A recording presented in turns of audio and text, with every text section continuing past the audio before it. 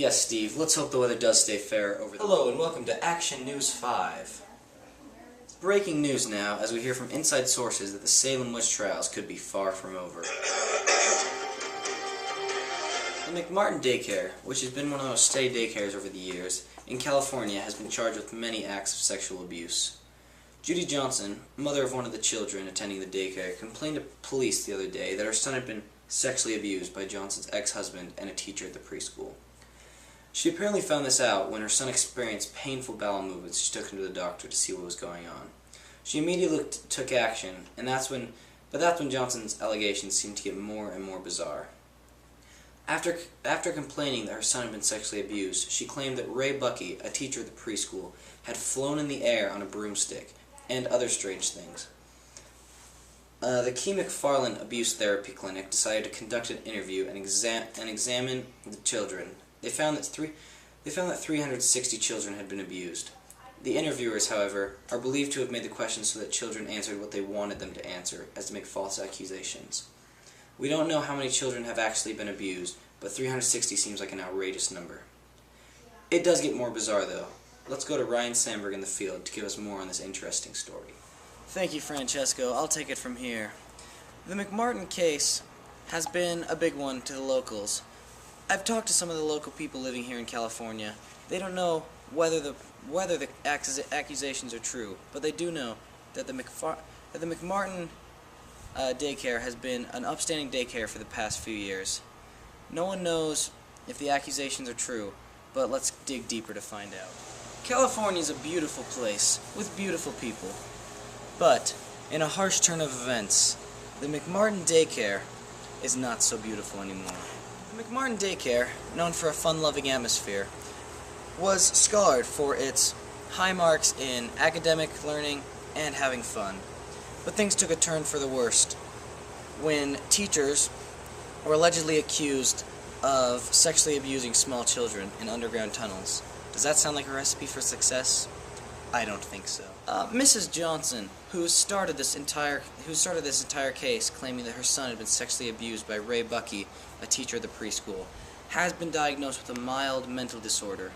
We don't know how much that plays into the equation and if she is right or wrong on the sexual abuse charges, but this is beginning to be a crazy case. Let's go further. Also, people have begun to wonder whether this is really true, because children have been coming up with things saying that Chuck Norris was one of the sexual abusers. These tunnels have not been found by police or any other authorities. We don't know if it's true or not, and if they're hidden away. This might remind many viewers of the Salem witch trials, which happened in colonial times. In the witch trials, children were accusing adults of witchcraft in a Puritan community where Satan was not to be found.